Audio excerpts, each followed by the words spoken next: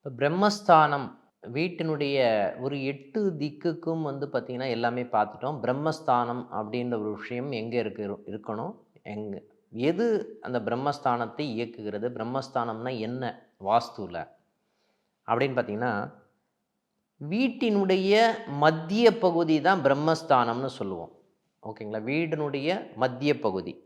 40 அடி 40 அடின்னு பார்த்தோம் அப்படின்னா, அதனுடைய மத்திய பகுதி மிட் பாயிண்ட்ன்னு சொல்லப்படுகின்றது தான் பிரம்மஸ்தானம்னு சொல்லுவோம். நீள அகலத்தில பாதி பாதியாக கட் பண்ணுறோன்னு வச்சுக்கோங்களேன். நடுவில் இருக்கக்கூடிய பகுதி தான் பிரம்மஸ்தானம் அப்படின்னு சொல்லப்படுகின்ற நிகழ்வு. இந்த பிரம்மஸ்தானம் இப்போ எல்லா அந்த காலத்தில் பார்த்தீங்கன்னா, எல்லாருமே வீட்டில் முற்றம்னு ஒன்று வச்சுருப்பாங்க.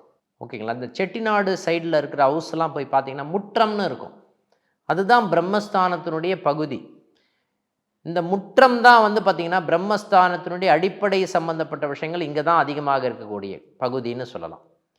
இந்த பிரம்மஸ்தானத்தில் நீங்கள் பூஜை அறை வைக்கிறீங்க, இந்த பிரம்மஸ்தானம் சம்பந்தப்பட்ட இந்த இடத்துல வைக்கலாமா? தாராளமாக வைக்கலாம்.